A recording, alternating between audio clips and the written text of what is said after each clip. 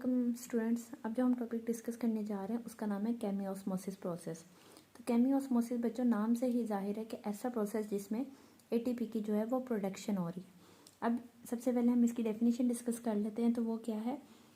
Synthesis of ATP in the thylakoid membrane. Thylakoid membrane बच्चों कहाँ पे होती है? क्लोरोप्लास्ट में होती है। तो एटीपी का बनना कहाँ पे? थैलेकॉइड मेम्ब्रेन में। और किस प्रोसेस में? During cyclic and non-cyclic phosphorylation. During cyclic and non-cyclic phosphorylation by a coupling of redox reactions. तो बच्चों आप देख सकते हैं कि इस डेफिनेशन में हमने 3-4 बातें डिस्कस की हैं। सबसे पहली क्या है? किस चीज़ की प्रोडक्शन? एटीपी की प्रोडक्शन। और ये प्रोसेस कहाँ हो रहा है?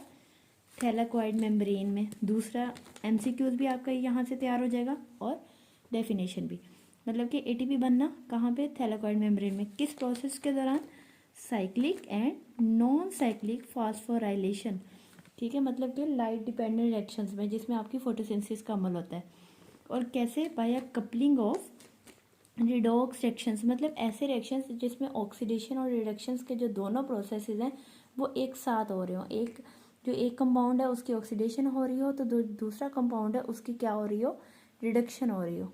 तो इस प्रोसेस को हम क्या बोलते हैं? केमियोस्मोसिस का प्रोसेस और रिडॉक्स रिएक्शंस। अब बच्चों ये प्रोसेस कैसे होता है, हम ना इसकी एक डायग्रामेटिक लिहाज से ना हम इसको डिस्कस करते हैं। तो आपको पता है अगर हम क्लोरोप्लास्ट देखें तो क्लोरोप्लास्ट कुछ इस तरह का होता है, ठीक है। और उसके अंदर ये बच्चों आपके हैं थैलेकॉइड मेम्ब्रेन या थैलेकॉइड जो होता है। अब मैं आपको ये जो है आपका थैलेकॉइड है ना, इसको हम थोड़ा सा बड़ा करके देखते हैं कि ये होता कैसे और किस तरह इसमें जो है ना वो प्रोसेस चल रहा है।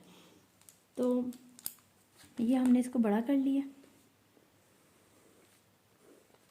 ये जो है ना बच्चों, ये यहाँ पे क्या है? इसकी स्पेस, ये है थैलेकॉइड मेम्ब्रेन। मैं आपको दूसरे पेन से बता देती हूँ। ये है बच्चों थैलेकॉइड मेम्ब्रेन। ये जो है ये आप देख रहे हैं ना स्पेस की तरह है, तो ये है थैलेकॉइड स्पेस। कौन सी बच्चों? Thylakoid space. अब ये जो है आपको पता है ये थैलेकॉइड मेम्ब्रेन है। और थैलेकॉइड मेम्ब्रेन के ऊपर कौन सा प्रोसेस होता है? जी स्कीम वाला, जो हमने पिछली वीडियोस में डिस्कस किया। तो ये देखें यहाँ पे सबसे पहले फोटो सिस्टम 1 होता है और फोटो सिस्टम 1 से जो है इलेक्ट्रॉन्स मूव करते हैं और वो डाउन द चेन जाते हैं। इलेक्ट्रॉन ट्रांसपोर्ट चेन आती है दरमियान में और चले जाते हैं वो फोटो सिस्टम 1 के पास। ठीक है, इलेक्ट्रॉन्स जो हैं वो मूव कर रहे हैं। अब ये जो इलेक्ट्रॉन्स हैं, आपको पीछे हमने डिस्कस किया कि इलेक्ट्रॉन ट्रांसपोर्ट चेन में जो इलेक्ट्रॉन्स हैं वो डाउन द चेन जो है वो मूव करते हैं, ठीक है ना। और यहाँ पे हमने डिस्कस किया था कि फोटोलाइसिस का प्रोसेस होता है। फोटोलाइसिस के प्रोसेस में आपको हमने पढ़ा था कि जो वाटर मॉलिक्यूल है वो स्प्लिट होता है और वो बनाता है 2-3 चीज़ें। क्या बनाता है? एक तो वो बनाता है 2H पॉजिटिव, 2 इलेक्ट्रॉन्स, और साथ में वो बनाता है हाफ ऑक्सीजन का मॉलिक्यूल। ठीक है बच्चों, जो दरअसल चीज़ बन रही होती है ना वो होती है एक ऑक्सीजन का मॉलिक्यूल और साथ में एक बन रहा होता है प्रोटॉन मॉलिक्यूल। ये जो प्रोटॉन मॉलिक्यूल होता है ना ये नेक्स्ट स्प्लिट होता है इलेक्ट्रॉन में और प्रोटॉन में।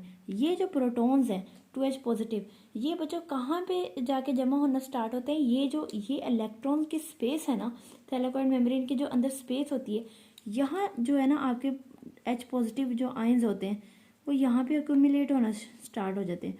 ठीक है, बहुत ज़्यादा H पॉजिटिव जो है ना वो यहाँ पे जमा हो जाता है। और ये यहाँ पे इसको कौन एनर्जी देता है यहाँ पे एक्यूमुलेट होने में? तो वो एनर्जी देते हैं ये वाले इलेक्ट्रॉन्स जो कि डाउन द चेन मूव कर रहे हैं, इलेक्ट्रॉन ट्रांसपोर्ट चेन में नीचे मूव कर रहे हैं। ये क्या है? ये high electron high excited state से लोअर एक्साइटेड स्टेट में जाते हैं। तो फिर बच्चों क्या होता है कि जब एक चीज़ हाइट से लोअर की तरफ जाती है तो एनर्जी रिलीज होती है। वो जो एनर्जी है ना वो उसको यूटिलाइज कर लिया जाता है हाइड्रोजन आइंस को यहाँ पे अक्यूमुलेट करवाने में। ठीक है, अब यहाँ पे आपको पता है स्ट्रोमा होता है, ये आपका थैलेकॉइड मेम्ब्रेन है और उसके बाद है स्ट्रोमा। स्ट्रोमा में भी H पॉजिटिव आयंस जो है ना वो मौजूद होते हैं, लेकिन यहाँ जो H पॉजिटिव आयंस है ना इनकी जो कंसंट्रेशन है ना वो बच्चों अंदर वाले जो H पॉजिटिव आयंस है ना उनसे कम है। यहाँ जो कंसंट्रेशन है वो बहुत ज़्यादा है। अब आपको पता है जब एक जगह कंसंट्रेशन ज़्यादा हो और दूसरी जगह जो कंसंट्रेशन कम हो तो क्या बन जाता है, एक ग्रेडियंट बनता है। क्या बन जाता है बच्चों, ग्रेडियंट। ठीक है, मतलब ग्रेडियंट मतलब एक तरफ हायर कंसंट्रेशन और दूसरी तरफ लोअर कंसंट्रेशन। अब चीज़ें क्या करती हैं कि हायर कंसंट्रेशन की तरफ से लोअर कंसंट्रेशन की तरफ मूव करना स्टार्ट करती हैं।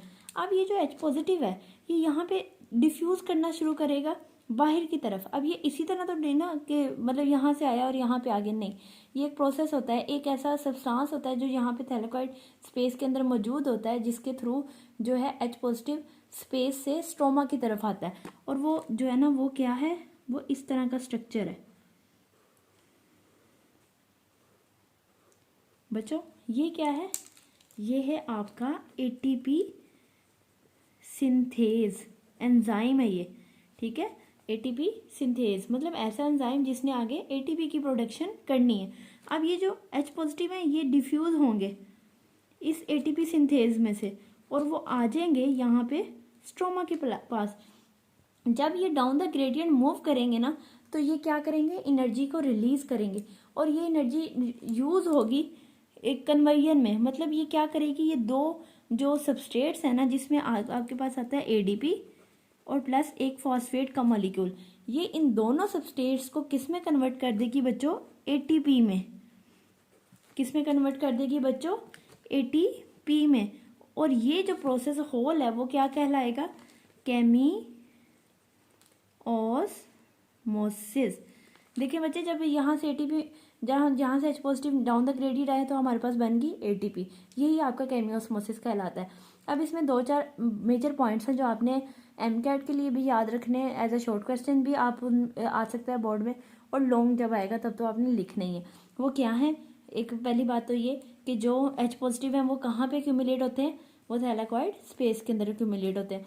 और कौन इनको एनर्जी देता है यहाँ पे एक्यूमुलेशन के लिए, वो इलेक्ट्रॉन्स देते हैं जो कि डाउन द ग्रेडियंट मूव कर रहे हैं।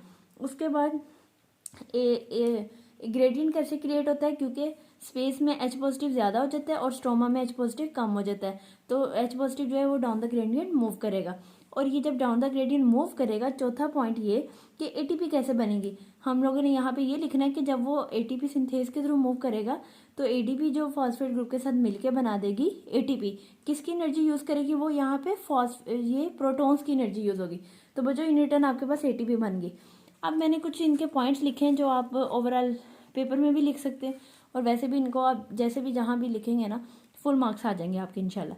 सबसे पहला पॉइंट क्या है बच्चों कि H positive proton pumps into the thylakoid space. जैसे यहाँ पे H पॉजिटिव यहाँ पे थैलेकॉइड स्पेस में जमा हो गया। सेकेंड पॉइंट क्या है कि energy comes from the electron which is moving through electron transport chain. ETC का मतलब है इलेक्ट्रॉन ट्रांसपोर्ट चेन। ये देखिए यहाँ पे जो जब इलेक्ट्रॉन्स जो डाउन द चेन मूव करते हैं तो एनर्जी रिलीज होती है और वो एनर्जी इन H पॉजिटिव को स्पेस में एक्यूमुलेट करवाने में यूज होती है। Third point, hence a gradient of H positive proton will be establish between thylakoid space and stroma of chloroplast. एक ग्रेडियंट बन जाएगा। ठीक है, क्या बन जाएगा बच्चों, ग्रेडियंट बन जाएगा।